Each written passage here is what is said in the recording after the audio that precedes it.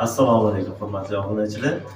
Yana bitta xonadonimizga keldik. Mana bitta nima ishlar qilganimizni bitta ko'rsatib chiqamiz.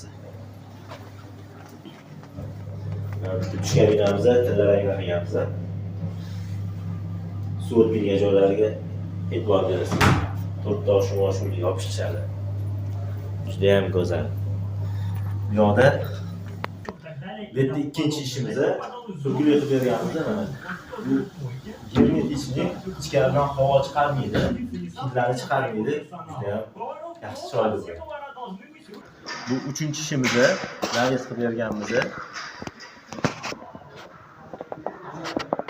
Bu podvolimiz.